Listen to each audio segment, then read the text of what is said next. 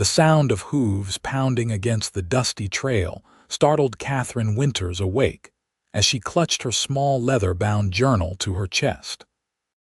The stagecoach rocked violently, forcing her to brace herself against the wooden frame as it barreled toward Silver Creek, Wyoming territory, in the summer of 1876. She had traveled for weeks, fleeing the whispers and accusations that had driven her from Chicago, hoping to find peace in a town where no one knew her name or the scandal that had destroyed her family. "Almost there, miss," the driver called down through the open window. "Silver Creek's just beyond that ridge." Katherine nodded, though the driver couldn't see her.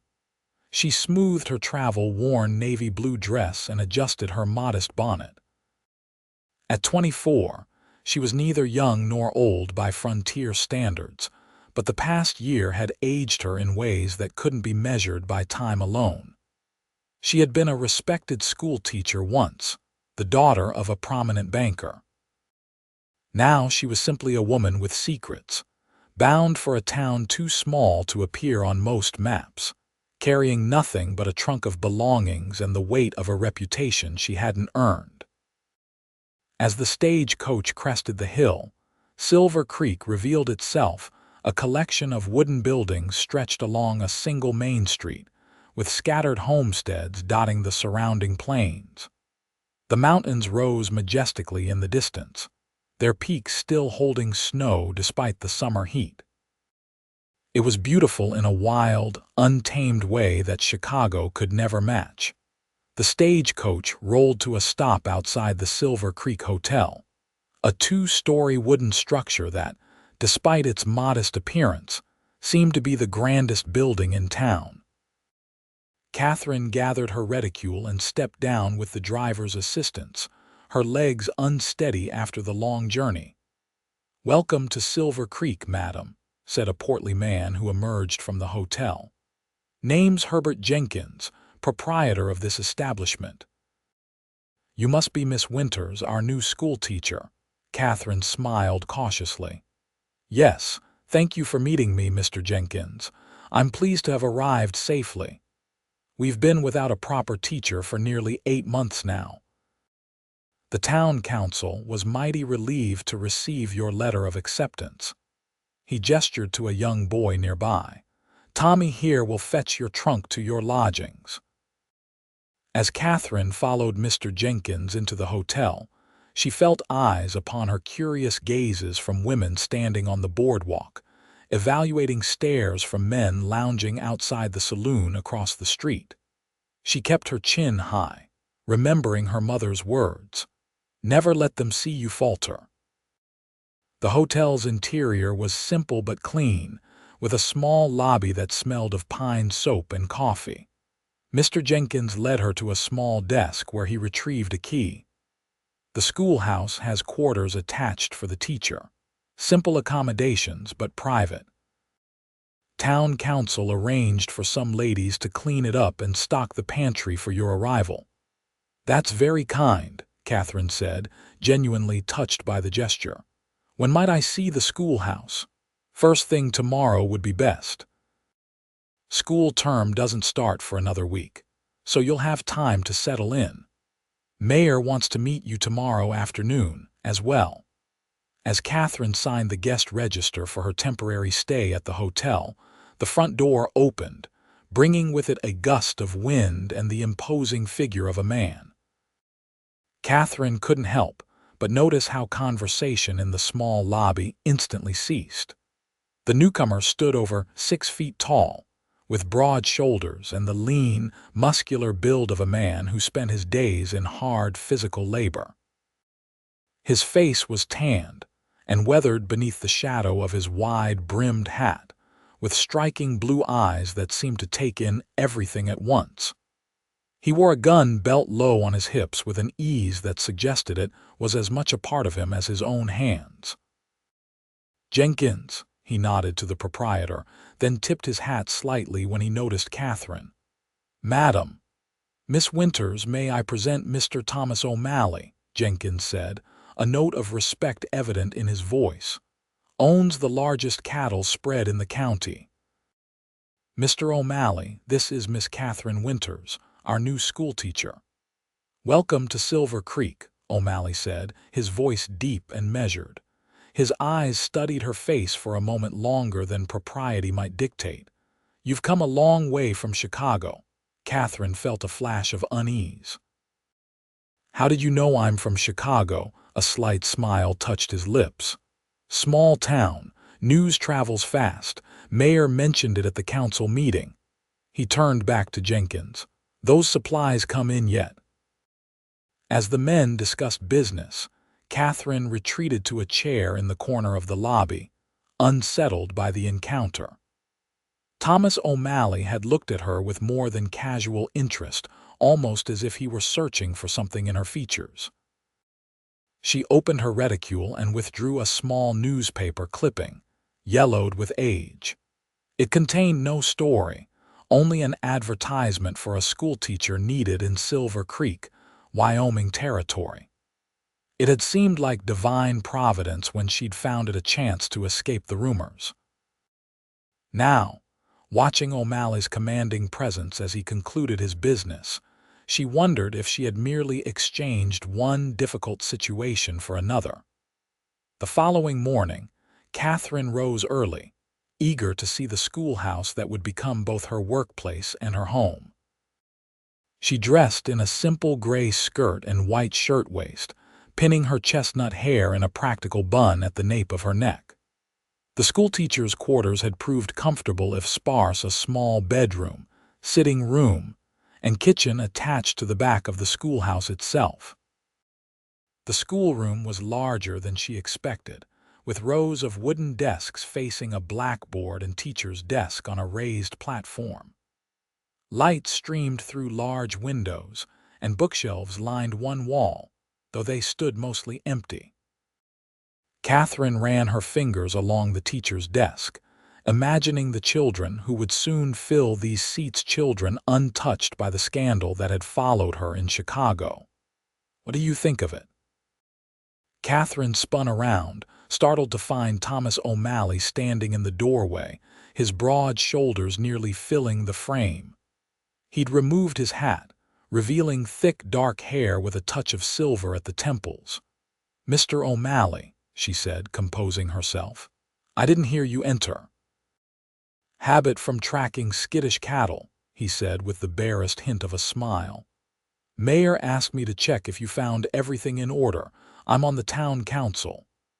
"The schoolroom seems well maintained," Katherine answered, maintaining a professional distance, "though the library is somewhat lacking."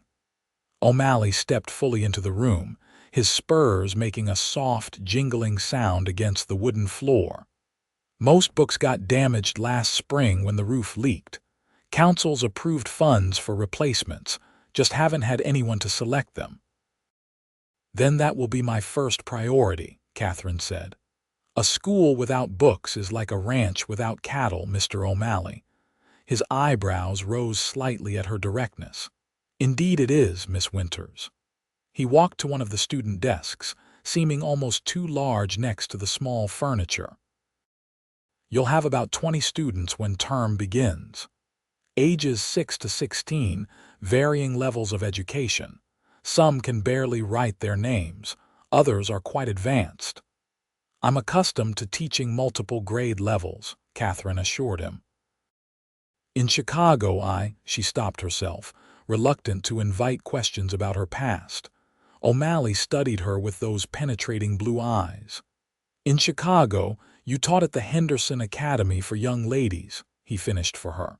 "Until about 6 months ago." Katherine felt her chest tighten. "You seem remarkably well informed about my background, Mr. O'Malley.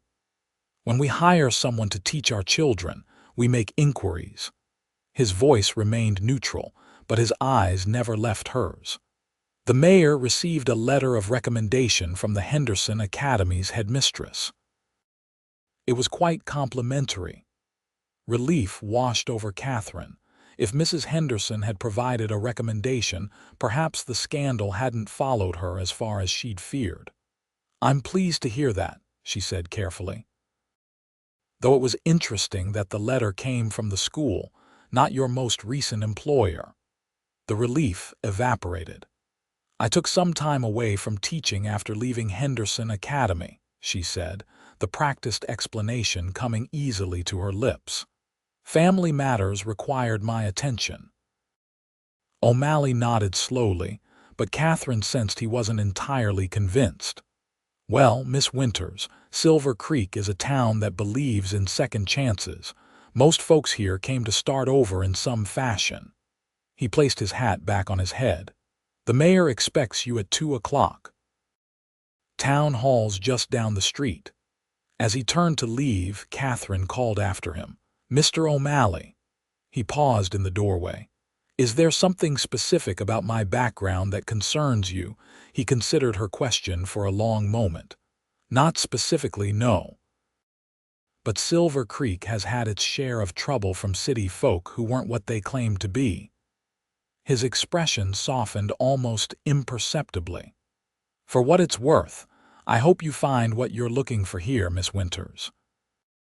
With that enigmatic statement, he departed, leaving Katherine alone with her thoughts and the hollow echo of his boot steps retreating down the wooden walkway. The meeting with Mayor Caldwell proved less intimidating than Katherine had anticipated.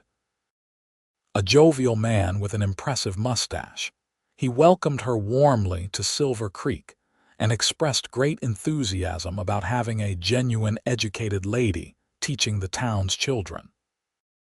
He outlined her duties, which included not only teaching but organizing the annual Christmas pageant and possibly offering evening literacy classes for adults if interest warranted. As Katherine walked back to her new home, she passed the general store where several women were gathered, their conversation stopping abruptly as she approached. She nodded politely and continued on her way, but not before catching a fragment of their resumed whispers. From Chicago. Unmarried at her age. Katherine quickened her pace. It had begun already, the speculation, the curiosity that would inevitably give way to gossip. She had hoped for at least a few weeks of anonymity before the question started. The next few days passed in a flurry of preparation. Katherine organized the schoolroom, prepared lesson plans, and met many of her future students and their parents as they stopped by to introduce themselves. Most were farming or ranching families, with a few belonging to the merchants and tradespeople of Silver Creek. All seemed pleased to have a teacher with formal education and experience. On Sunday morning, Katherine dressed in her best gown, a modest lavender dress with a high collar and long sleeves despite the summer heat, and made her way to the small white church at the edge of town. She knew attendance was as much a social obligation as a spiritual one. Missing Sunday service would only fuel speculation about her character. The church was nearly full when she arrived, and Katherine felt the weight of curious stares as she slipped into an empty space at the back pew.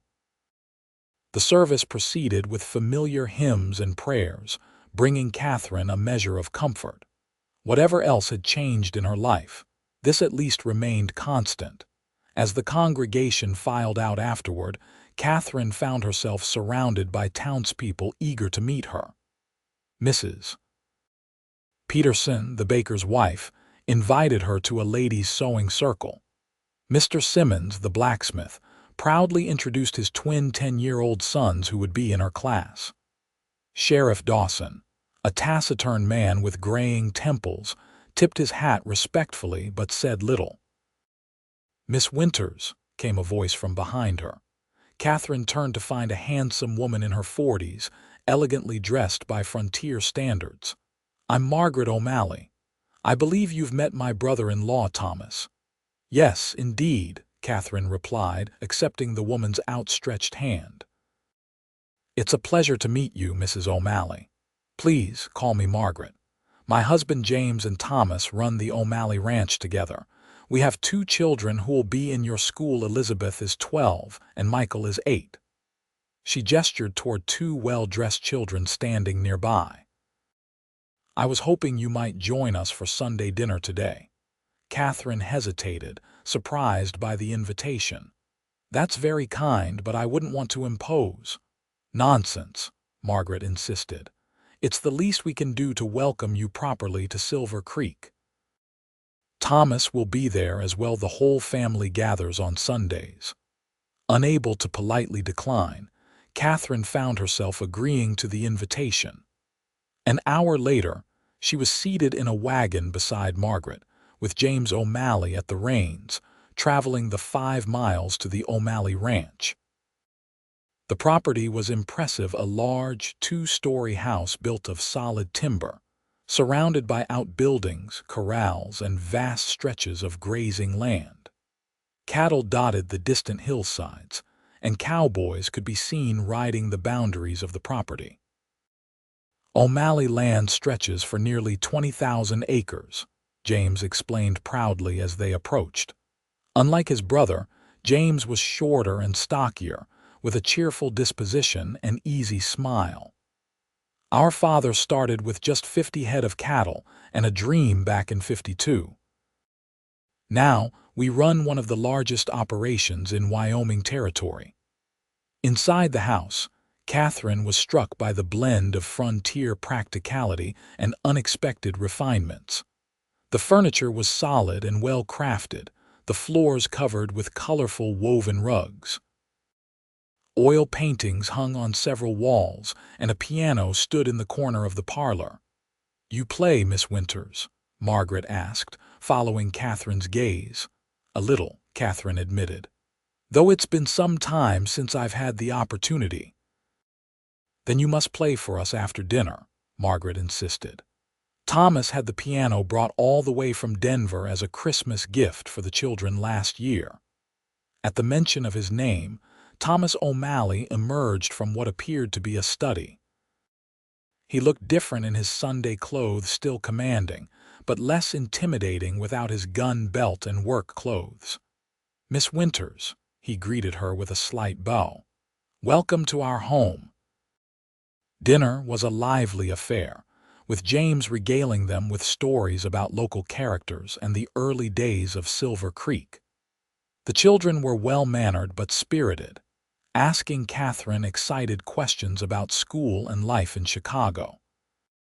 Thomas said little throughout the meal, though Katherine occasionally caught him watching her with that same searching expression she'd noticed in their previous encounters. After dinner, true to her promise, Katherine was ushered to the piano. She selected a simple but pleasant tune, aware that her skills had grown rusty from disuse. When she finished, the family applauded appreciatively. "Elizabeth is taking lessons from Mrs. Turner in town," Margaret explained, "though I'm afraid she doesn't practice as diligently as she should."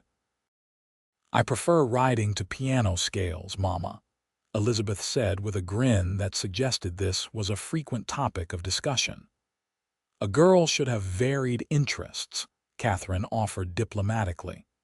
"Both musical accomplishments and physical activities have their place in a well-rounded education." "See, Mama," Elizabeth said triumphantly. "Miss Winters understands." Thomas surprised Katherine by speaking up. "Perhaps Miss Winters would consider giving you piano lessons as well as your regular schooling. She clearly has more skill than Mrs. Turner." Katherine felt a blush rising to her cheeks at the unexpected compliment. "I'm afraid I'm far from an accomplished musician, Mr. O'Malley. You play with feeling," he said simply. "That counts for more than technical skill alone." Later, as the afternoon waned, Thomas offered to show Katherine the grounds while the others remained inside due to the heat. She accepted, curious about the operation and grateful for the chance to escape the warm house. They walked in silence for several minutes, past a large barn and toward corrals where several horses grazed. The mountains provided a stunning backdrop to the scene, their peaks turning golden in the late afternoon sun. "Your family has built something remarkable here," Katherine said finally. "It took years of hard work," Thomas replied, "and not without cost." He stopped at a corral fence, resting his arms on the top rail, This land can be unforgiving. Winters that freeze a man's blood, summers that scorch the earth. Drought, disease, rustlers. He shook his head. But there's no place I'd rather be. I can understand why, Katherine said, taking in the expansive view. There's a freedom here that doesn't exist in the city. Thomas turned to face her directly. Is that what brought you to Silver Creek, Miss Winters? Freedom? The question hung between them, loaded with unspoken meaning. Katherine chose her words carefully. I came seeking a fresh start, Mr. O'Malley. I imagine that's something many people here can understand. Indeed. His blue eyes studied her face. Though most who come west don't leave behind positions at prestigious academies in Chicago, Katherine felt a chill despite the warmth of the day. You seem very interested in my past, Mr. O'Malley. I'm interested in understanding people, he said. Particularly those who will influence the children of this community. He paused. Including my niece and nephew, whom I care for deeply. Katherine turned away from him, facing the mountains. Rest assured, Mr. O'Malley, I am fully qualified to teach your niece and nephew, along with all the children of Silver Creek. Beyond that, my personal history is my own affair. She felt rather than saw him move closer, his presence both intimidating and oddly comforting. Fair enough, Miss Winters, but you should know that secrets have a way of revealing themselves, especially in small towns. Before Katherine could respond, a rider approached at a gallop, pulling his horse to a stop nearby. Mr. O'Malley, got trouble at the north pasture. Fence is down and about 30 head have scattered into Wilkins' property. Thomas straightened immediately. Get the men, he instructed the rider. I'll be right there. He turned back to Katherine. Please excuse me, Miss Winters. Ranch business requires immediate attention. Of course, Katherine nodded. Thank you for your hospitality. As Thomas strode away, Katherine watched his retreating figure with mixed emotions. He was perceptive, perhaps dangerously so for someone with secrets to keep. Yet there was something about his directness that she found refreshing after the veiled insults and whispered accusations she'd endured in Chicago. Margaret appeared beside Katherine, startling her from her thoughts. Thomas has never been one for social niceties, she said with a fond smile. But he's the most honest man you'll ever meet, he seems. Protective of Silver Creek, Katherine observed carefully. This town and the people in it mean everything to him, Margaret confirmed. Our father helped found Silver Creek, and Thomas takes that legacy seriously. She gave Katherine a knowing look. Don't let his questioning nature trouble you. He's that way with everyone at first. Katherine nodded, though she remained uncertain. As they walked back to the house, she couldn't shake the feeling that Thomas O'Malley saw more in her than she wished to reveal. The first day of school arrived with clear skies and a cool breeze that hinted at the approaching autumn. Katherine stood at the schoolhouse door, greeting each student as they arrived. By 8 o'clock, 19 children of varying ages had taken their seats, eyes fixed on their new teacher with expressions ranging from curiosity to trepidation. Good morning, students, Katherine began, her voice steady despite her nerves. I am Miss Winters, and I'm honored to be your teacher this term. The morning proceeded smoothly as Katherine assessed the children's abilities and organized them into appropriate groups. Elizabeth and Michael O'Malley were among the better-educated students, clearly benefiting from their family's means and Margaret's attention to their learning. By midday, Katherine felt cautiously optimistic about the school term. The children were generally well-behaved, if somewhat behind in their studies compared to her Chicago pupils. She dismissed them for lunch with a smile, watching as they scattered into the schoolyard with shouts and laughter. Seems you've won them over already. Katherine turned to find Sheriff Dawson standing in the doorway, hat in hand. His weathered face bore a friendly expression, but his eyes remained watchful. "Sheriff Dawson," she acknowledged. "What brings you to the schoolhouse?" "Just making my rounds," he said, stepping inside and glancing around the room. "Wanted to see how our new teacher was settling in." "Very well, thank you," Katherine replied. "The children are eager to learn." Dawson nodded, turning his hat in his hands. "Miss Winters, I hope you don't mind my asking, but did you happen to know a banker named Edward Winters in Chicago?" Katherine felt her heart skip a beat. "He was my father," she said quietly, bracing herself for what might come next. The sheriff's expression softened with something like sympathy. "I thought there might be a connection. I was in Chicago about 5 years back and did some business with National Trust. Mr. Winters helped me set up an account." He paused. "I was sorry to hear about what happened." Katherine swallowed hard, uncertain how to respond. Before she could formulate an answer, the sheriff continued. "Small communities like ours, we tend to be curious about newcomers," he said. "Folks are already asking questions about why someone from your background would come to a place like Silver Creek." "And what have you told them, Sheriff?" Katherine asked, her voice barely above a whisper. "Nothing," he said firmly. "It's not my story to tell, but others might not be so discreet if they learn the details." He replaced his hat. "Just thought you should know that word travels even from as far as Chicago." After the sheriff left, Katherine sat heavily at her desk, her hands trembling slightly. She had known this might happen eventually, but had hoped for more time to establish herself, to prove her worth to the community before her past caught up with her. The afternoon lessons proceeded despite her inner turmoil, and Katherine maintained her composure through sheer determination.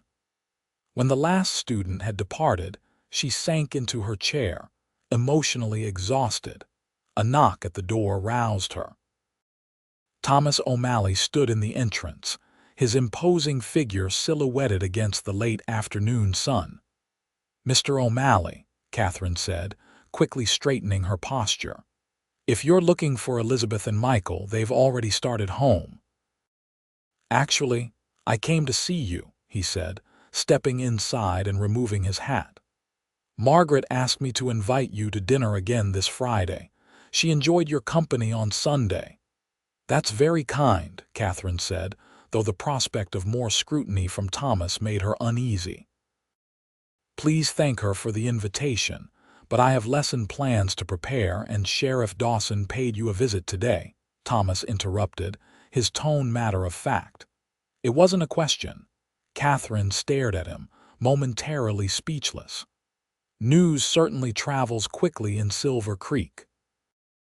"It does," Thomas agreed, moving further into the room. "Especially when it concerns the welfare of the town's children." Anger flared in Katherine, burning through her fatigue.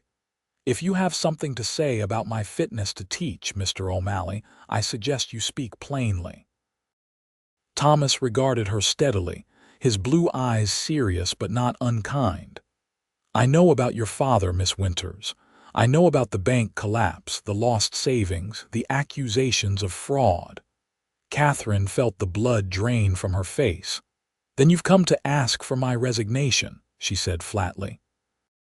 "No," Thomas said, surprising her.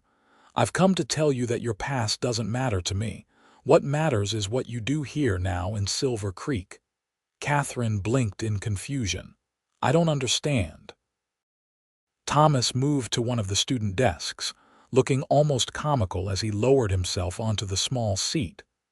"My father was a gambler and a drunk before he came west," he said quietly. "He lost everything his family had in Boston, left my mother and me destitute. He disappeared for 3 years. When he returned, he was a changed man. He'd found work on a cattle drive, saved every penny, and come back determined to make amends." He met Katherine's gaze directly. "We came west together and built a new life."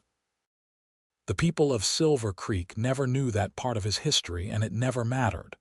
What mattered was the man he became, the legacy he created here. Katherine felt tears threatening and looked away. "My father wasn't guilty," she said, her voice barely audible. "He didn't steal from the bank. He was made a scapegoat by the board of directors when their speculation failed." "I believe you," Thomas said simply. Katherine looked up in surprise. "You do? Why?" "Because I make it my business to know the truth," he said, "and because I recognize integrity when I see it." He stood, towering over the children's desks once more. "Your father took his own life rather than face imprisonment for crimes he didn't commit. You lost your position at the academy because of the scandal, despite having nothing to do with it." The tears Katherine had been fighting spilled over. "How do you know all this?" "I have business connections in Chicago," Thomas explained. "When the town council received your application, I made inquiries. What happened to your family was a tragedy and an injustice, but it has no bearing on your abilities as a teacher." Katherine wiped away her tears, struggling to process his words. "Then, why have you been watching me so closely since I arrived?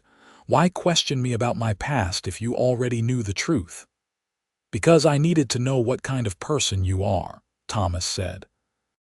"Whether you would lie to protect yourself, or stand by the truth even when it's difficult." A hint of admiration entered his expression. "You've done neither. You've simply chosen to start anew, which takes more courage than most possess." Katherine didn't know how to respond. For months, she had carried the weight of her father's disgrace alone, enduring pitying glances and cruel whispers, watching former friends cross the street to avoid speaking to her. Now, in this remote schoolhouse, a man she barely knew had offered understanding without judgment. "The dinner invitation stands," Thomas said, placing his hat back on his head. "Though I understand if you prefer solitude." "Mr. O'Malley," Katherine called as he turned to leave. He paused, looking back at her. "Thank you for your discretion." He nodded once. "Your story is yours to tell, Miss Winters, when and if you choose to tell it." As he departed, Katherine remained seated, a complex mixture of emotions washing over her. Relief that someone knew her truth and didn't condemn her for it. Fear that others might not be so understanding. And something else, something unexpected, a growing appreciation for the straightforward rancher, whose perception ran deeper than she had initially realized. The next morning, Katherine was surprised to find a small crate of books outside the schoolhouse door when she arrived. A note was attached in a bold, masculine hand. "For your library. More to follow. T." O'Malley. Inside the crate, she discovered 24 books, primers for the younger children, history texts, mathematics volumes, and even several works of literature suitable for the older students. The gesture touched her deeply, not only for its generosity, but for its thoughtfulness. Thomas O'Malley had paid attention to her concerns and acted upon them without fanfare. The next few weeks fell into a pleasant rhythm. Katherine found herself increasingly comfortable in her role as Silver Creek's teacher. The children responded well to her methods, and most parents expressed appreciation for her dedication. She even began evening classes twice weekly for adults wishing to improve their reading skills, which proved surprisingly popular. She accepted Margaret O'Malley's dinner invitations, gradually becoming a regular guest at the ranch. Elizabeth began taking piano lessons from Katherine after school, and through these connections, Katherine slowly integrated into the community. Yet whispers persisted. Katherine would enter the general store to find conversations abruptly halting, only to resume in hushed tones when she moved to another aisle. Mrs. Turner, the town's previous piano teacher, made pointed remarks about city folk with questionable backgrounds during a church social. Sheriff Dawson maintained a friendly but watchful attitude, as if waiting to see if trouble would follow her. One evening in early October, as Catherine was leaving the schoolhouse after an adult literacy class, she found Thomas waiting outside, leaning against a hitching post. "Mr. O'Malley," she greeted him, surprised by his presence. "Is everything all right?" "Everything's fine," he assured her. "I was in town for a meeting and thought I might walk you home. The nights are getting darker earlier now." Catherine hesitated only briefly before accepting his escort. They walked in comfortable silence for several moments, the chill evening air carrying the scent of wood smoke from nearby chimneys. "Your literacy class seems well attended," Thomas observed. "Jenkins says his cook has already improved enough to read simple recipes." "Mr. Gonzalez is a dedicated student," Catherine agreed. "As are most of the adults who attend. Their desire to learn is inspiring." They passed the saloon, where raucous laughter and piano music spilled into the street. Several men lounged on the boardwalk outside, watching as Catherine and Thomas approached. One man, clearly intoxicated, called out as they passed, "Well now, if it ain't the fancy schoolteacher and the cattle king, quite a pair you make." He laughed unpleasantly. "Say, teacher lady, is it true what they say about your pa in Chicago?" Catherine froze, her heart pounding. Thomas stepped slightly in front of her, his posture shifting subtly. "Go back inside, Harlan," Thomas said, his voice low but carrying. "You've had enough to drink." "Ain't had nearly enough," Harlan slurred, pushing away from the wall he'd been leaning against. "Just making conversation with our new schoolmarm. Folks got a right to know who's teaching their young'uns, don't they? 'Specially if her own pa was a thieving." He never finished the sentence. Thomas moved with surprising speed for a man his size, gripping Harlan by the shirt front and pushing him back against the saloon wall. "Miss Winters is a respected teacher who has done nothing to deserve your disrespect," Thomas said, his voice controlled but dangerous. "Her father's situation was a tragedy, not a crime, and has no bearing on her character or abilities." Harlan struggled ineffectually against Thomas's grip. "Everyone's talking about it. Sheriff got a letter from Chicago last week. Let him go, Mr. O'Malley," Catherine said quietly, finding her voice at last. "Please." Thomas released Harlan, who slumped against the wall, straightening his rumpled shirt with as much dignity as he could muster. "This town welcomed you, Miss Winters," Thomas said loudly enough for everyone nearby to hear. "Judge a person by their actions here, not rumors about their past. Anyone who can't extend that basic courtesy doesn't understand what Silver Creek stands for." He offered Catherine his arm. "May I continue walking you home?" Too shaken to speak, Catherine placed her hand on his forearm, acutely aware of the stares following them as they continued down the street. When they reached the schoolhouse, Thomas escorted her to her door. "I apologize for that unpleasantness," he said, his anger still evident in the tight set of his jaw. "You didn't need to defend me," Catherine said, finding her voice at last, "but I appreciate that you did." Thomas shook his head. "Harlan Wheeler is a fool when he drinks, which is most days. But he's not the only one repeating these stories." His expression grew concerned. "The letter he mentioned, there was indeed correspondence from Chicago. A former patron of your father's bank now lives in Cheyenne. He recognized your name in the territorial newspaper's announcement of your appointment." Catherine sighed heavily. "So everyone knows." "Not everything," Thomas said, "but enough to fuel speculation." He hesitated, then added, "Catherine, perhaps it would be best if you address the rumors directly. Tell your story before others create their own version of it." It was the first time he had used her given name, and Catherine was surprised by how natural it sounded coming from him. "I've spent months trying to escape that story, Mr. O'Malley. I'm not sure I'm ready to claim it publicly." "Thomas," he corrected gently. "And sometimes facing our past is the only way to truly leave it behind." Their eyes met in the dim light from the schoolhouse window, and Katherine felt a strange certainty that he understood her situation more deeply than anyone had before. "I'll consider your advice, Thomas," she said finally. He nodded, satisfaction evident in his slight smile. "That's all I ask." He stepped back, preparing to leave. "Will you join us for dinner on Sunday? Margaret is planning something special for Elizabeth's birthday." "I wouldn't miss it," Katherine promised. As she watched him walk away, Katherine realized that something fundamental had shifted between them. What had begun as wariness had evolved into respect, and perhaps something more, a connection based on mutual understanding that transcended the circumstances of their first meeting. The following Sunday, Katherine arrived at the O'Malley Ranch bearing a gift for Elizabeth, a leather-bound collection of poetry she'd ordered from Cheyenne. The birthday celebration was a joyful affair, with several neighboring families in attendance. Katherine found herself included as naturally as if she'd always been part of their circle.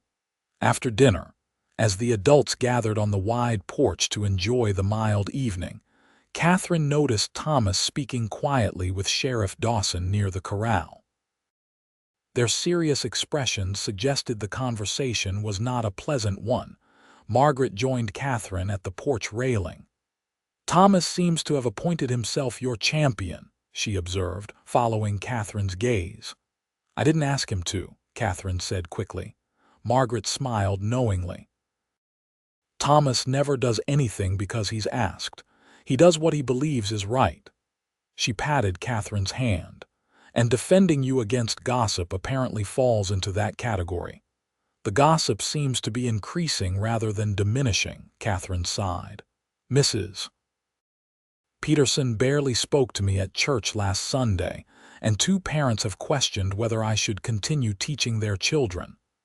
"People fear what they don't understand," Margaret said. "And most haven't bothered to learn the truth about what happened to your father." She hesitated. "Thomas told me the basics, that your father was wrongfully accused when the bank failed."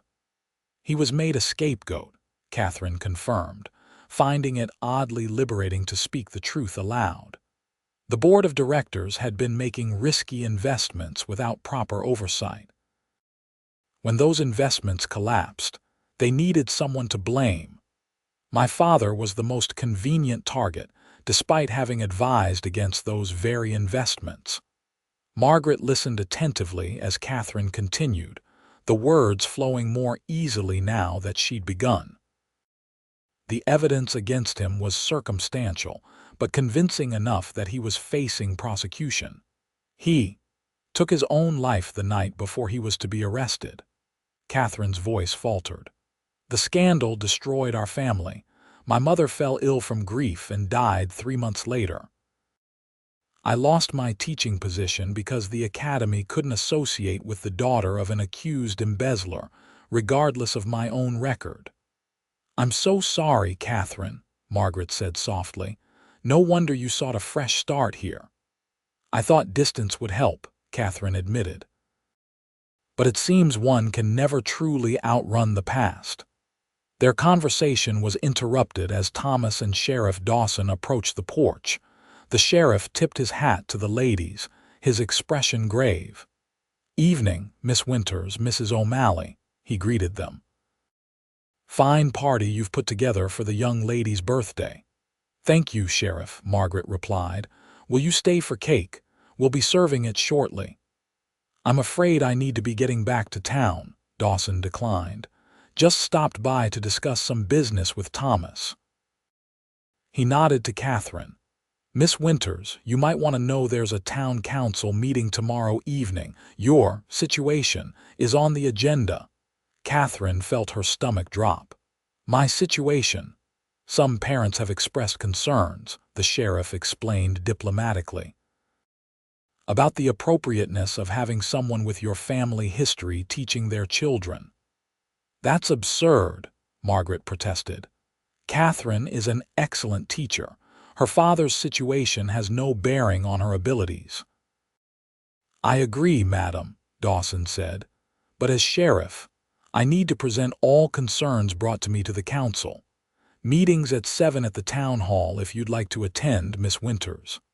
After the sheriff departed, Katherine turned to Thomas, her expression stricken. "They're going to dismiss me, aren't they?" "Not if I have anything to say about it," Thomas said, his jaw set in determination. "The council doesn't make decisions based on rumors and half-truths." "But it does sound like I'll need to explain myself publicly," Katherine said, her voice barely steady. "Just as you suggested." Thomas placed a gentle hand on her shoulder. "You won't be standing alone, Katherine. I promise you that." The town council meeting the following evening drew a crowd that filled the modest town hall to capacity. Katherine sat in the front row, her back straight and her hands clasped tightly in her lap to hide their trembling. Thomas sat beside her, his solid presence providing unexpected comfort. Mayor Caldwell called the meeting to order, addressing the agenda items methodically until he reached the matter of the schoolteacher. "As you all know, concerns have been raised regarding Miss Winters' background," he began, looking uncomfortable with the topic. "Sheriff Dawson has received correspondence from Chicago that suggests Miss Winters' father was involved in a banking scandal that resulted in significant losses for many people." Murmurs rippled through the crowd. Mrs. Turner, the former piano teacher, stood up.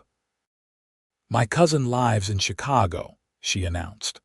"She wrote that Edward Winters embezzled thousands of dollars before killing himself to escape justice. Is that the kind of moral example we want for our children?" More murmurs, louder now. Katherine felt her cheeks burn with humiliation and anger. Thomas shifted beside her, but before he could speak, Mayor Caldwell addressed her directly. "Miss Winters, would you care to respond to these allegations?" Katherine rose slowly, her heart pounding so hard she was certain everyone could hear it. She turned to face the assembled townspeople, recognizing many faces parents of her students, merchants she patronized, neighbors she greeted each day. "My father," she began, her voice initially faint but growing stronger, "was Edward Winters, chief loan officer at National Trust Bank of Chicago. When the bank failed in 1875, he was accused of misappropriating funds. These accusations were false." She paused, gathering her courage. "The bank's failure was the result of poor investments made by the board of directors, against my father's documented advice. When those investments collapsed, the directors needed someone to blame to protect themselves from their depositors' anger. They fabricated evidence against my father, a man who had served the bank faithfully for 22 years. Katherine swallowed hard. "The night before he was to be arrested, my father took his own life. He left a letter explaining his innocence, but also his certainty that he would not receive a fair trial given the influence of his accusers. His death was treated as an admission of guilt, though it was actually an act of despair by a man who saw no path to justice." The room had grown silent, all eyes fixed on Katherine as she continued. "I lost everything: my father, my mother who died shortly after from grief, my home, my teaching position, my reputation. I came to Silver Creek seeking not to hide my past, but to find a place where I might be judged by my own actions rather than my father's tragedy." She looked directly at Mrs. Turner. "I understand your concerns for the moral education of Silver Creek's children. If the council feels I am unsuitable as a teacher due to circumstances beyond my control, I will accept that decision. But I will not apologize for my father, nor will I pretend his death was anything but the profound injustice it was." As Katherine resumed her seat, the town hall remained silent for several long moments. Then Thomas O'Malley stood, commanding the room's attention without effort. "I've known Miss Winters' story since before she arrived in Silver Creek," he stated. I made inquiries when her application was received, as is my responsibility as a council member concerned with who would teach our children. This revelation caused a stir among the townspeople. Thomas continued, undeterred. What I discovered was that Katherine Winters graduated at the top of her class at Oberlin College, that she was considered one of the finest teachers at Henderson Academy, where she worked for 3 years with an unblemished record, that her father was indeed made a scapegoat by powerful men who needed to protect themselves. He surveyed the room, his gaze challenging anyone to contradict him. In the weeks she has been here, Miss Winters has revitalized our school, begun adult literacy classes in her own time without additional compensation, and shown nothing but dedication to this community. If we dismiss her based on gossip and circumstances beyond her control, we are no better than those who wrongfully accused her father. Sheriff Dawson stood next. I've made my own inquiries, he said. There's considerable evidence supporting Miss Winters' account of what happened in Chicago. The bank directors in question have since faced other legal troubles for similar financial improprieties. One by one, others rose to speak. Mrs. Peterson, the baker's wife, admitted that her son was reading better after 3 weeks with Katherine than after a full term with the previous teacher. James O'Malley praised Katherine's patience with his children. Even Mr. Gonzalez, the cook from the hotel, stood nervously to describe how the evening literacy classes had allowed him to read his first letter from his family in Mexico. As the testimonials continued, Katherine felt tears gathering in her eyes not from sorrow or humiliation, but from a growing sense of acceptance she had not dared hope for. Finally, Mayor Caldwell called for a vote. All those in favor of retaining Miss Katherine Winters as teacher of Silver Creek School, say aye. The response was overwhelming, with only a handful of dissenters including Mrs. Turner and her immediate circle. The ayes have it, Caldwell announced. Miss Winters will continue as our schoolteacher. He gave Katherine a kind smile. And I believe I speak for most when I say we're fortunate to have you. As the meeting adjourned, townspeople approached Katherine with words of support and encouragement. Some offered apologies for believing rumors. Others praised her courage in addressing the accusations directly. Through it all, Thomas remained nearby, not hovering but present, his quiet confidence a source of strength. When the crowd finally dispersed, Katherine found herself alone with Thomas outside the town hall. The night had grown cool, and she pulled her shawl more tightly around her shoulders. "Thank you," she said simply, "for believing in me when you had every reason to doubt." "I never doubted you," Thomas corrected her. "Not from the moment I met you. Even though I was evasive about my past, even though I came here partly to escape it," Thomas smiled, the expression softening his weathered features. "Especially because of that. Coming west has always been about second chances, Katherine, about building something new without being defined by what came before." He offered her his arm. "May I walk you home?" As they strolled through the quiet streets of Silver Creek, Katherine felt a weight lifting from her shoulders the burden of secrecy she had carried for so long. Thomas walked beside her in comfortable silence, his presence reassuring in its steadiness. When they reached the schoolhouse, Katherine turned to face him. "You took a considerable risk defending me so publicly," she observed. "Your opinion carries weight in Silver Creek if I had proven unworthy of your trust." "You haven't," Thomas said with certainty. "You won't." Something in his tone made Katherine's heart beat faster. "You hardly know me," she reminded him. "I know enough," he replied. His blue eyes held hers in the moonlight. "I know you're courageous, principled, and resilient. I know you care deeply about your students and this community."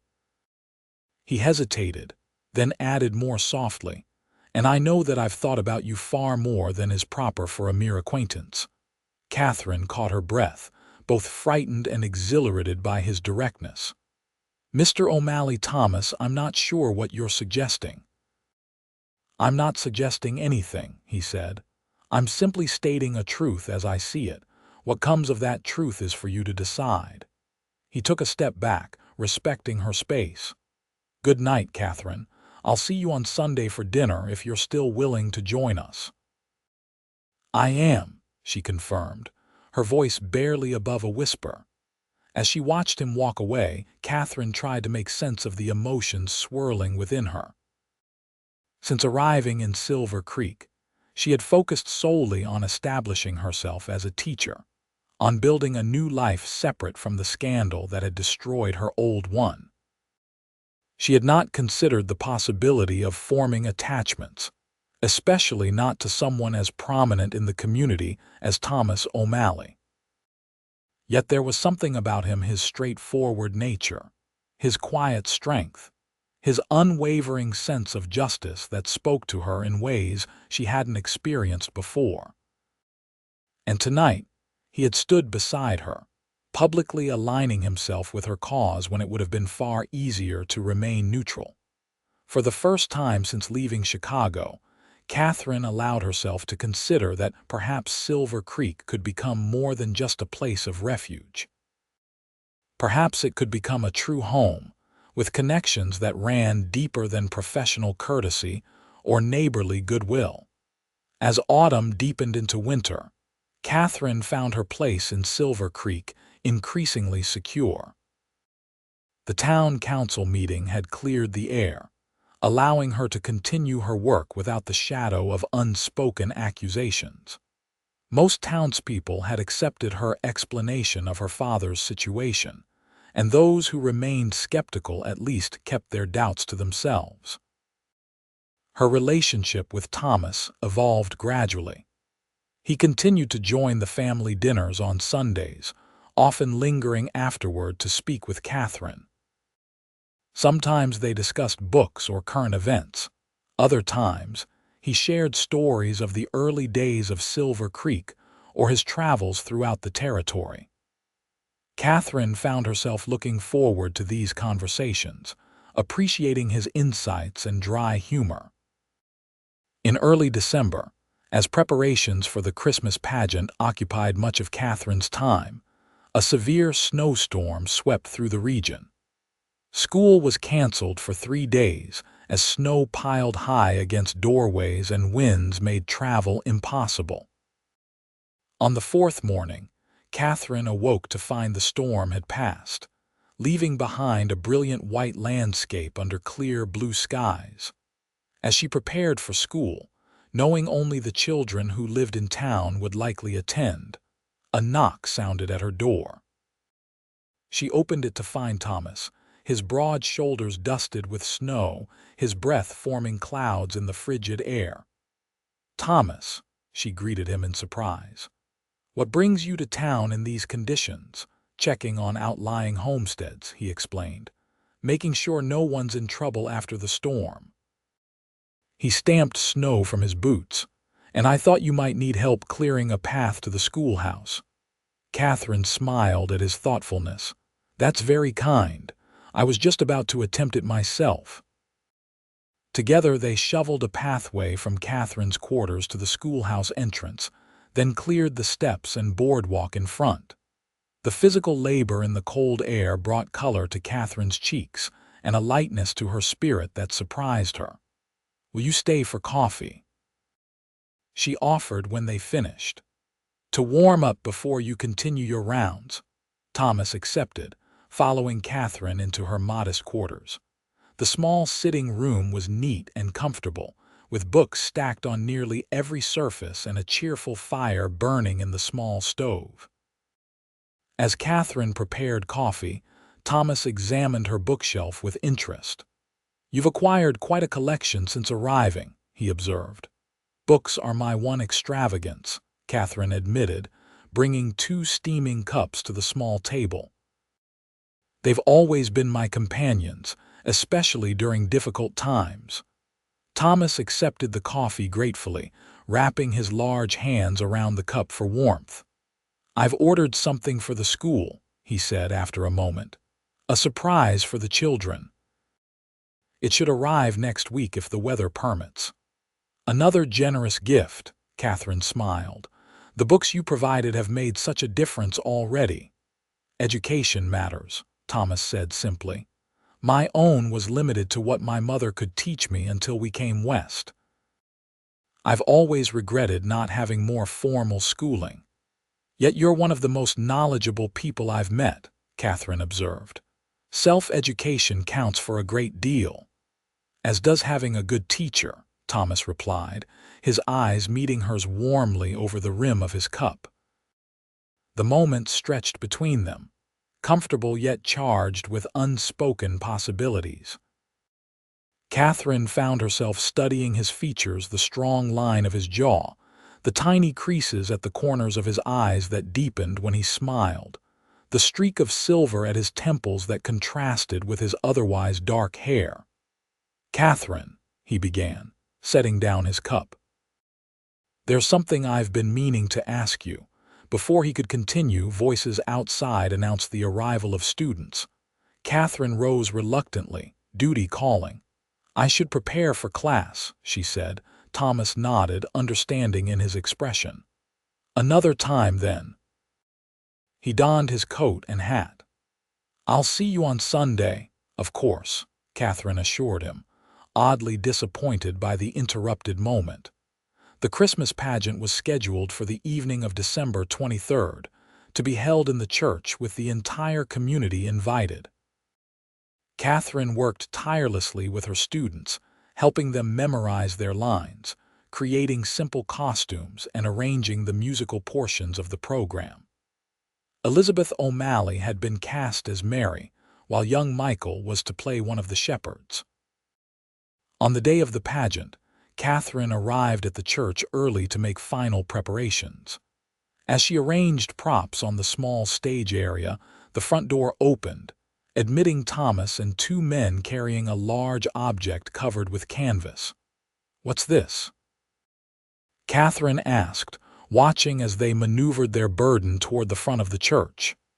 "The surprise I mentioned," Thomas explained, directing the men to position the object near the wall. When they had secured it to his satisfaction, he dismissed them with thanks, then turned to Katherine. "For the school, but I thought we might unveil it tonight as part of the celebration." He pulled away the canvas to reveal a beautiful pump organ, its wooden case gleaming with polished brass pedals shining in the lamplight. Katherine gasped, moving forward to touch the instrument reverently. "Thomas, it's magnificent. But this must have cost." "The cost doesn't matter," he interrupted gently. "What matters is that our school should have music, and our teachers shouldn't have to make do with an out-of-tune piano at Sunday dinners only." Impulsively, Katherine reached for his hand, squeezing it in gratitude. "It's the most thoughtful gift I could imagine. The children will be thrilled." Thomas's fingers closed around hers, warm and strong. "I hoped you would be pleased." His voice had softened, intimate in the quiet church. The door opened again as parents and children began arriving for final rehearsals, breaking the moment. Katherine reluctantly released Thomas's hand, turning to greet her students with a brightness that reflected her inner joy. That evening, the church filled to capacity as the entire town gathered for the Christmas pageant. Katherine watched proudly as her students performed their parts, their young voices clear and earnest as they told the ancient story. When Elizabeth, as Mary, cradled the doll representing the infant Jesus, Katherine caught sight of Margaret wiping away a tear, while beside her, James beamed with paternal pride. Thomas sat in the front pew, his tall frame seeming too large for the simple wooden seat. Throughout the performance, his gaze alternated between his niece and nephew on stage and Katherine directing from the side. When the final carol had been sung, Mayor Caldwell stepped forward to address the assembled townspeople. "Before we conclude this wonderful evening," he announced, "we have a special presentation. As many of you know, our school has been without a proper musical instrument since the old piano was damaged beyond repair last spring. Tonight, thanks to the generosity of Mr. Thomas O'Malley, we dedicate this fine organ to Silver Creek School and our excellent teacher, Miss Winters." Applause filled the church as Thomas rose to join the mayor. Katherine was called forward as well, blushing at being the center of attention. "Miss Winters," Mayor Caldwell continued, "would you honor us by playing something on the new organ to close our celebration?" Though unprepared, Katherine couldn't refuse. She seated herself at the organ, taking a moment to familiarize herself with the stops and pedals. Then she began to play Silent Night, her fingers finding the keys with increasing confidence as the beautiful tones filled the church. One by one, voices joined in, until the entire congregation was singing together. Katherine felt a profound sense of belonging as the music surrounded her, a feeling of community and acceptance she had feared might never be hers again after the scandal in Chicago. When the song ended, Katherine rose to enthusiastic applause. As people began to disperse, many paused to thank her for the pageant and to admire the new organ. Thomas waited patiently until the crowd thinned before approaching her. "You play beautifully," he said. "The instrument suits you." "It's a magnificent gift," Katherine replied. "Far too generous for a small frontier school," Thomas finished. "Perhaps, but not for what that school represents or for the teacher who has given it new life." They walked together into the clear, cold night, stars brilliant above them in the vast Wyoming sky. Snow crunched beneath their boots, and their breath formed clouds that mingled in the space between them. "The question I was going to ask you," Thomas said as they approached the schoolhouse, "before we were interrupted that day after the storm." Katherine's heart quickened. "Yes." "Would you allow me to court you properly, Katherine?" The words were formal, but his eyes held a warmth that belied their stiffness. "I find myself thinking of you constantly. Your courage, your intelligence, your kindness. I've never met anyone like you." Though she had begun to anticipate his interest, hearing it expressed so directly left Katherine momentarily speechless. When she didn't immediately respond, uncertainty crossed Thomas's features. "Perhaps I've misread the situation," he said, taking a half-step back. "If you don't share my feelings, I understand completely. Our friendship can continue as—" "No," Katherine interrupted, finding her voice at last. "I mean, yes. Yes, I would like very much for you to court me." She smiled, feeling suddenly shy despite her 24 years. "I've developed feelings for you as well, feelings I wasn't expecting when I came to Silver Creek." Thomas's expression transformed with relief and happiness. "May I call on you tomorrow evening?" he asked. "After you've had time to rest from the pageant." "I would like that," Katherine agreed. He took her hand, raising it to his lips in a gesture both gallant and tender. "Until tomorrow, then," he said softly. As Katherine watched him walk away through the snowy street, she felt a sense of wonder at how dramatically her life had changed since arriving in Silver Creek. What had begun as an escape, a desperate bid for anonymity, and a fresh start had evolved into something far richer. A community that had accepted her despite knowing her past, work that fulfilled her, and now the possibility of a relationship with a man whose strength and integrity had impressed her from their first meeting. For the first time since her father's death, Katherine allowed herself to hope for a future filled with happiness, rather than mere survival. Christmas Day dawned clear and brilliantly cold.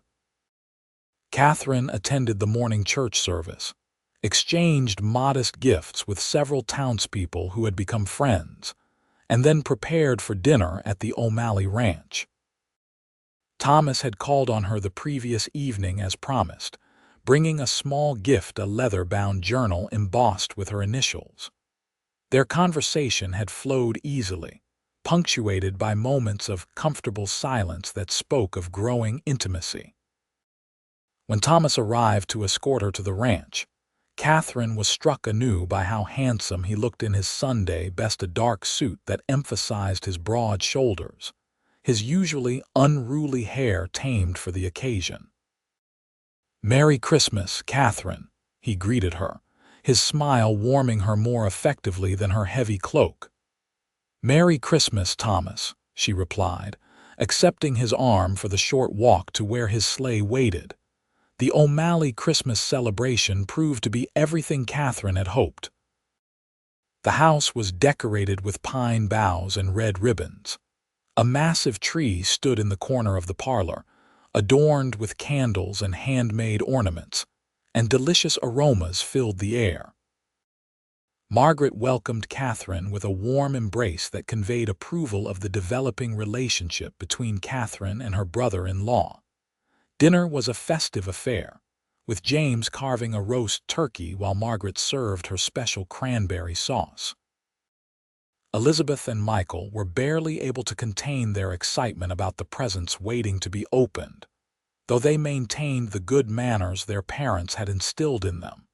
After the meal, gifts were exchanged around the tree. Katherine had brought hand-knitted scarves for Elizabeth and Michael, a jar of her special rose petal preserves for Margaret, and a book of poetry for James. For Thomas, she had selected a fine leather portfolio for his business papers, embossed with his initials to match the journal he had given her. "It's perfect," he said when he opened it, his fingers tracing the embossed letters. "Practical yet personal. You understand me well already." Katherine blushed at the warmth in his eyes. "I'm glad you like it." When all the other gifts had been opened, Thomas handed Katherine a small box wrapped in silver paper. "One more," he said quietly. Inside, Katherine found a delicate gold locket on a fine chain. Opening it revealed a tiny painting of the Silver Creek schoolhouse on one side. The other side was empty. "I thought the other half could be filled later," Thomas explained, his voice low enough that only she could hear. "When you decide what belongs there." The implication was clear, and Katherine felt her heart skip a beat. "It's beautiful," she said, fastening the chain around her neck. "I'll treasure it." As the evening progressed, the children grew sleepy, and Margaret suggested they might enjoy a nap before the light supper planned for later. When James offered to settle them upstairs, Thomas turned to Katherine.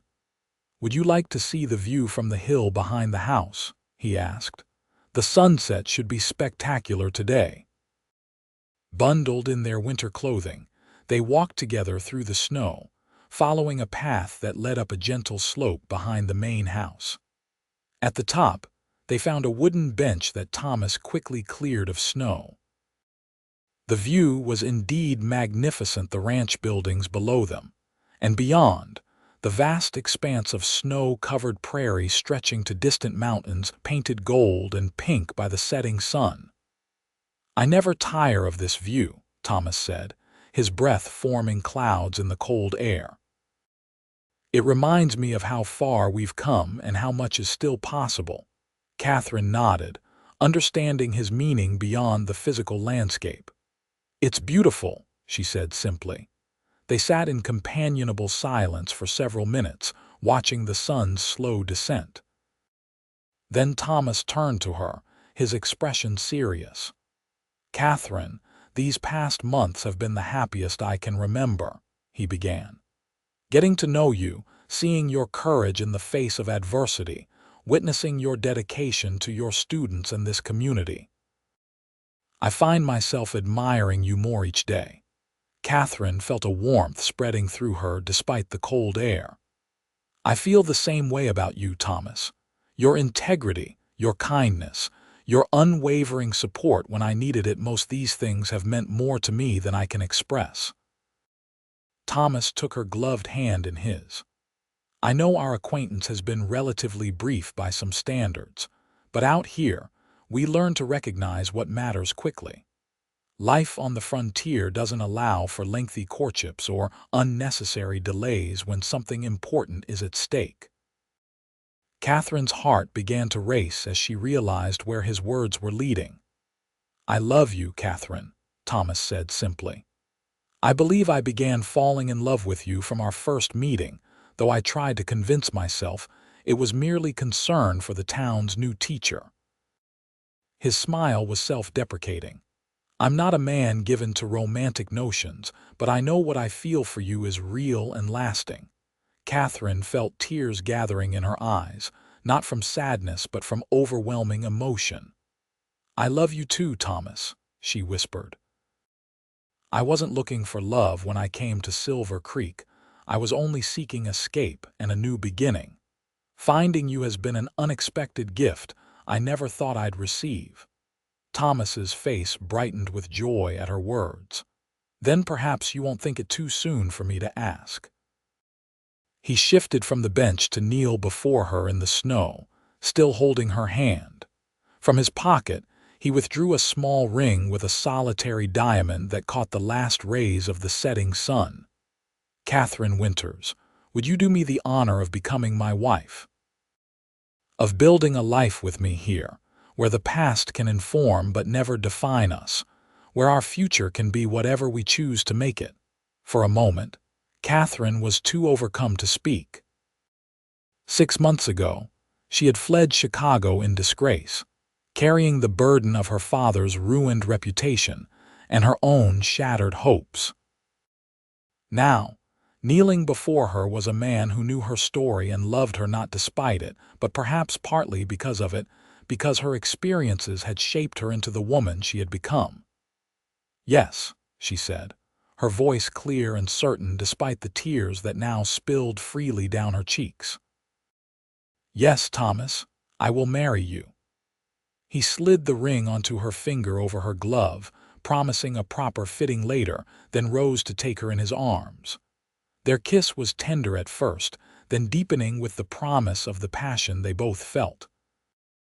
When they finally parted, breathless, the sun had set, leaving the sky a deep blue scattered with emerging stars. "We should return to the house," Thomas said reluctantly. "Margaret will be wondering where we've gone." As they walked back down the hill, hand in hand, Katherine felt a profound sense of rightness, as if the scattered pieces of her life had finally fallen into place. When they entered the warmth of the house, Margaret took one look at their faces and clasped her hands together in delight. "Finally," she exclaimed.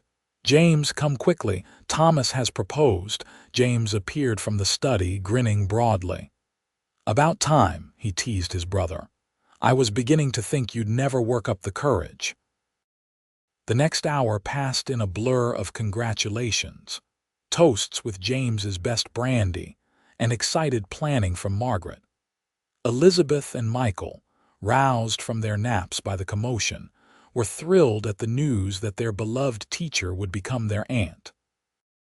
Later that night, as Thomas drove Katherine back to town in his sleigh, the stars seemed especially bright above them, the jingling of the harness bells a merry accompaniment to their happiness. "The town will be buzzing with this news by tomorrow afternoon," Thomas predicted, tucking the blanket more securely around Katherine's legs. "Let them talk," Katherine said, surprising herself with her lack of concern. "For once, the gossip will be something I'm happy to claim." Thomas smiled, drawing her closer to his side. "Indeed, and if anyone dares to whisper about your past now, they'll have to answer to your future husband." Katherine leaned her head against his shoulder. "My champion," she said softly. "Always," he promised, sealing the vow with a kiss as the sleigh carried them through the silent, snow-covered streets of Silver Creek. The news of Katherine and Thomas's engagement spread through Silver Creek with the speed of a prairie fire.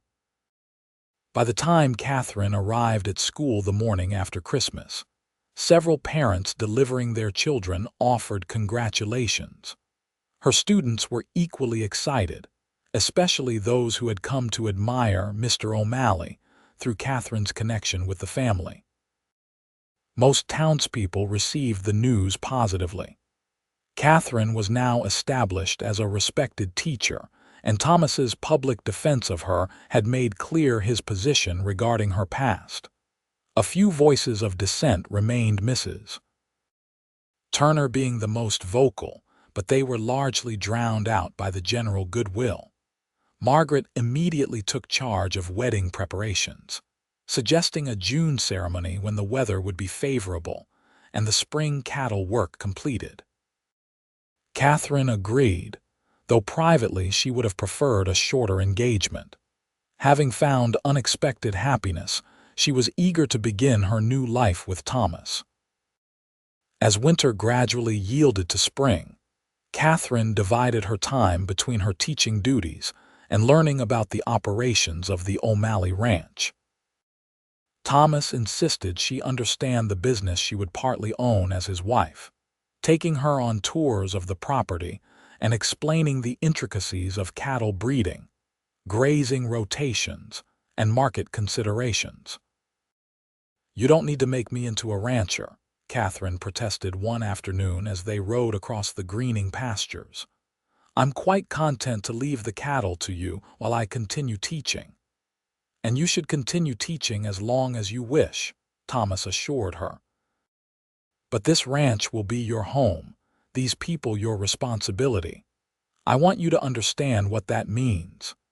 Katherine appreciated his respect for her intelligence and his desire to include her fully in his life. During these rides, they talked about everything: their hopes for the future, their experiences of the past, their views on raising children, their political opinions. Each conversation deepened Katherine's certainty that she had found not just a protector or provider, but a true partner. In late April, an unexpected letter arrived from Chicago. Katherine recognized the handwriting of Mrs. Henderson, her former employer at the academy. With trepidation, she opened it to find not condemnation but vindication. "My dear Katherine," the letter began, "I write with news that may bring you some measure of peace. Edward Winters has been posthumously exonerated of all wrongdoing in the National Trust Bank failure. Evidence has come to light proving conclusively that the board of directors knowingly falsified documents to implicate your father while concealing their own malfeasance."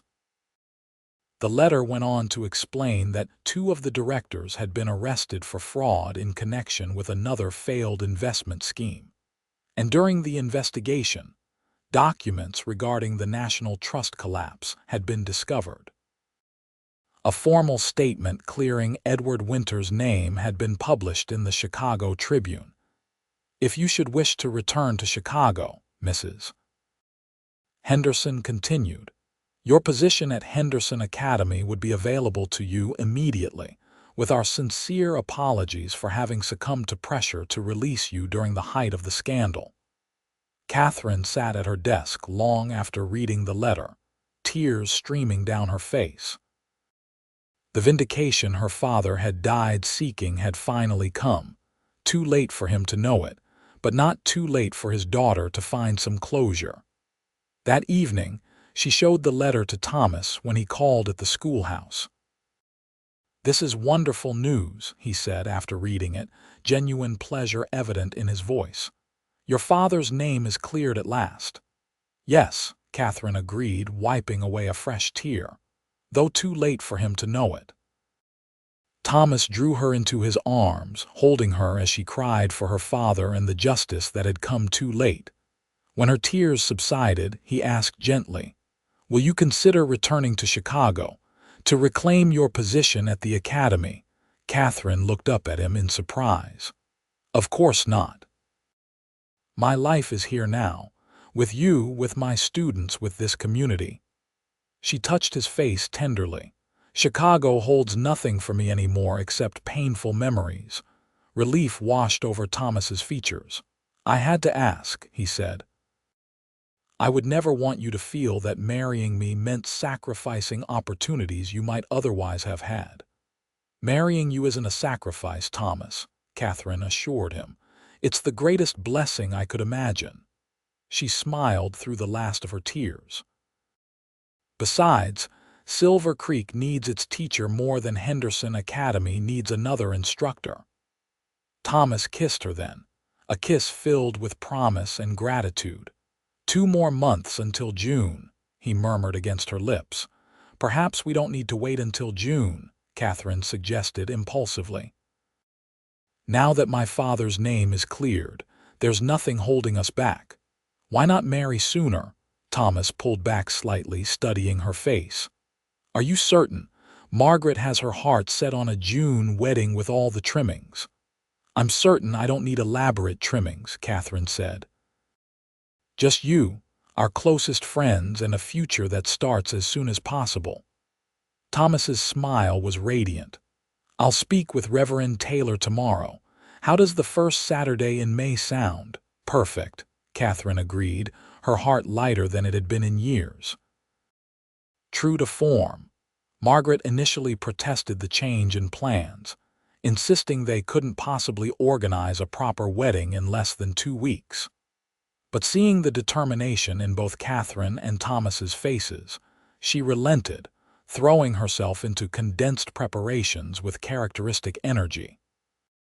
On the morning of May 5, 1877, Katherine stood in Margaret's bedroom at the ranch house, preparing for her wedding. Her dress was simple but elegant ivory silk with delicate lace at the collar and cuffs, ordered from Cheyenne at Margaret's insistence when the original June wedding was planned. "You look beautiful," Margaret said, securing the last pin in Katherine's upswept hair. "Thomas won't know what hit him." Katherine smiled nervously at her reflection. "I can hardly believe this day has come," she admitted. "When I arrived in Silver Creek less than a year ago, I never imagined I would find such happiness here." "And you deserve every bit of it," Margaret assured her, placing the small wreath of spring flowers atop Katherine's head. "You've brought as much joy to this family as I hope we've given you."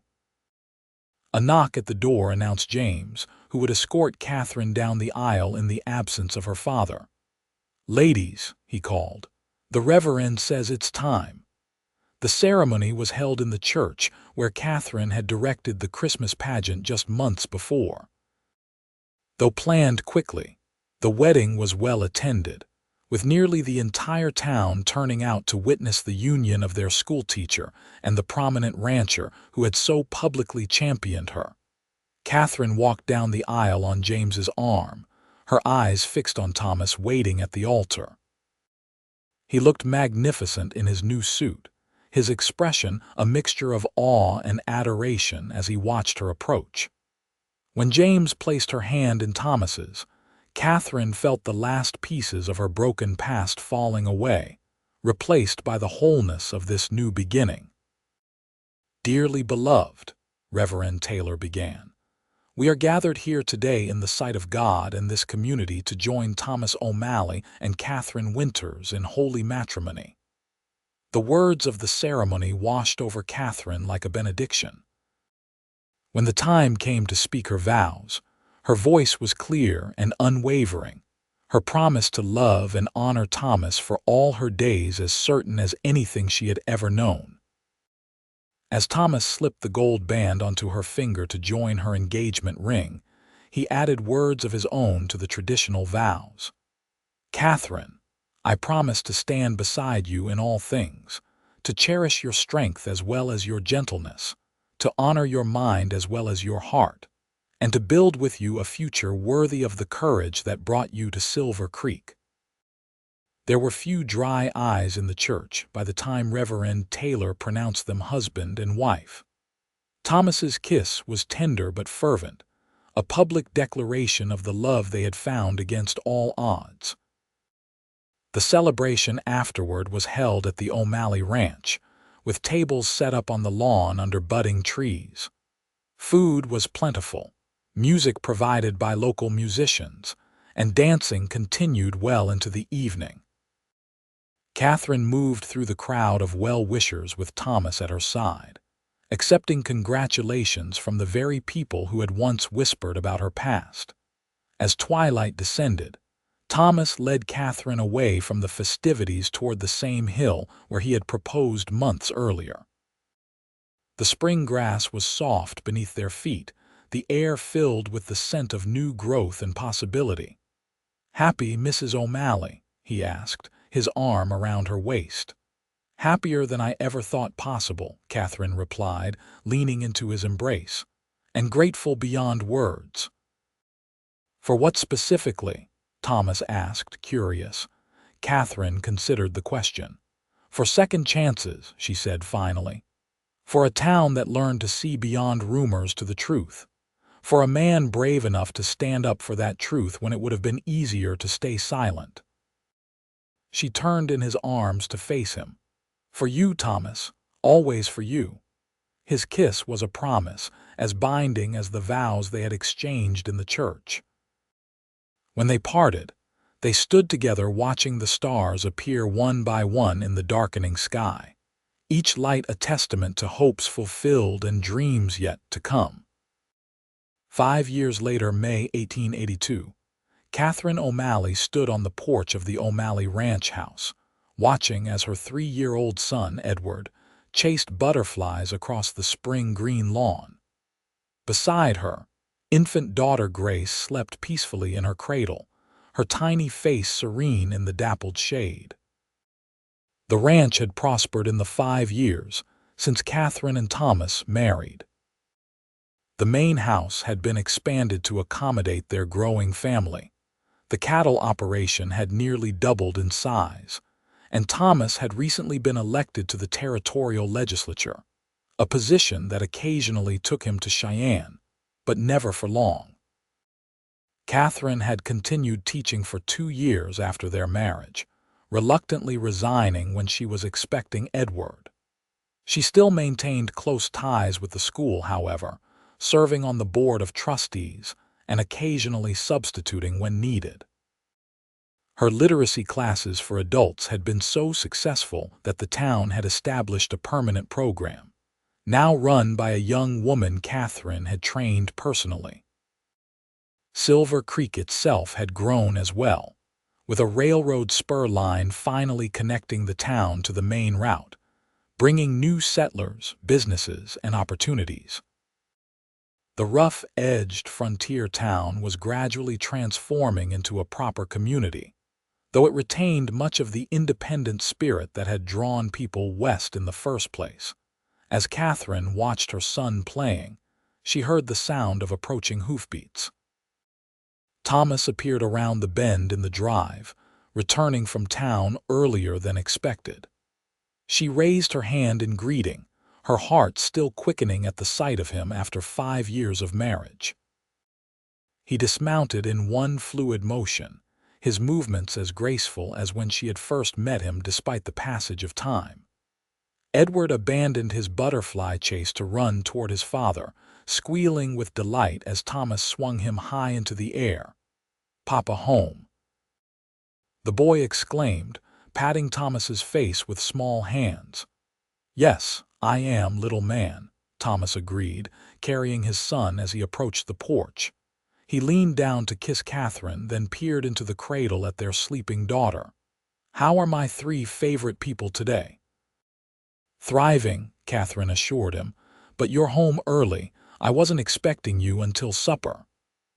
"I had good reason to hurry back," Thomas said, his expression pleased. "I have news and a surprise visitor." Katherine looked past him to see a second rider approaching, an older gentleman she didn't recognize. "Who is it?" she asked. "An unexpected ally," Thomas said cryptically. "Someone who's traveled a long way to meet you." As the visitor drew closer, Katherine could make out his distinguished appearance: silver hair, fine clothing, the bearing of a man accustomed to respect. He dismounted carefully, removing his hat as he approached the porch steps. "Mrs. O'Malley," he greeted her formally.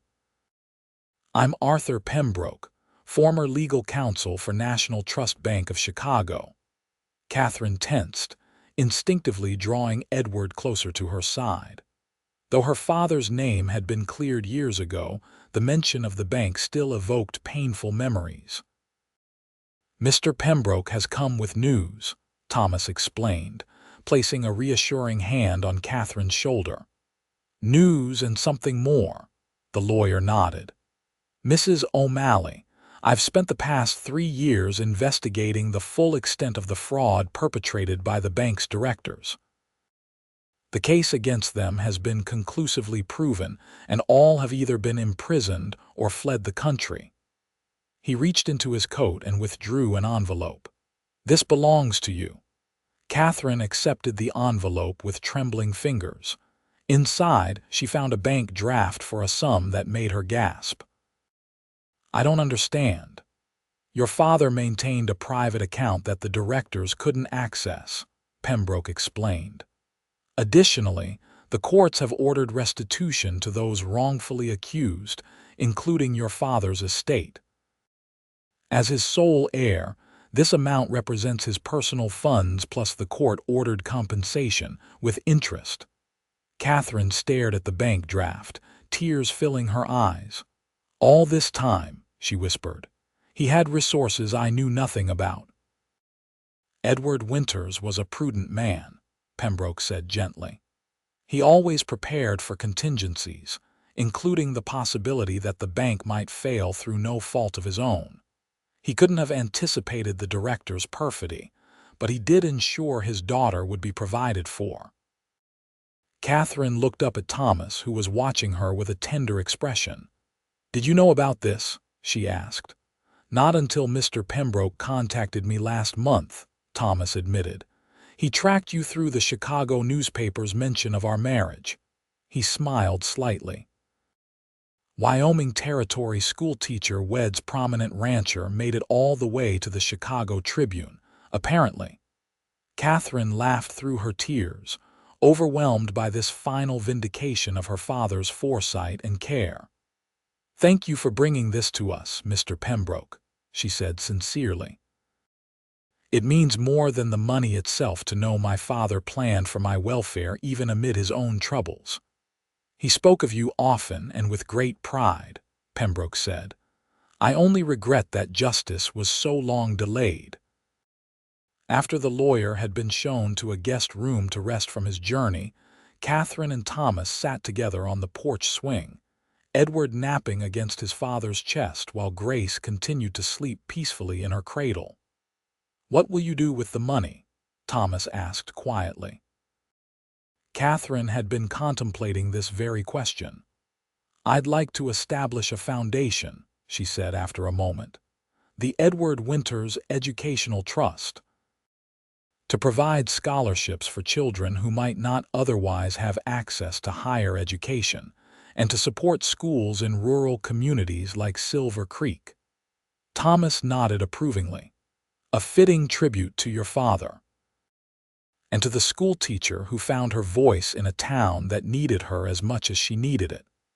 Katherine leaned against her husband's strong shoulder, looking out over the land that had become her home.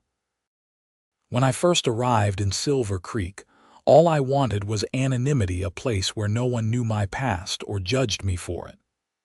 And instead, you found a place where your past matters less than your present actions," Thomas observed. "Where whispers turned to respect once the truth was known. Because someone was willing to stand up and demand that truth be heard," Katherine said, taking his free hand in hers. "You changed everything for me, Thomas." He smiled, the same smile that had captured her heart years ago, part confidence, part tenderness, wholly genuine. "We changed everything together, Katherine, and we'll continue changing it for the better, for our children and for this community." As the afternoon sun bathed the ranch in golden light, Katherine felt a profound sense of completion. The journey that had begun in sorrow and scandal had led to this moment of peace and purpose, surrounded by the family she had created with a man courageous enough to silence gossip with truth, to see beyond her past to the future they could build together. The town had whispered about her past, but Thomas had shouted about their future. And in doing so, he had not only silenced the gossip but transformed it into a story of redemption, and second chances, a story that would be told in Silver Creek for generations to come.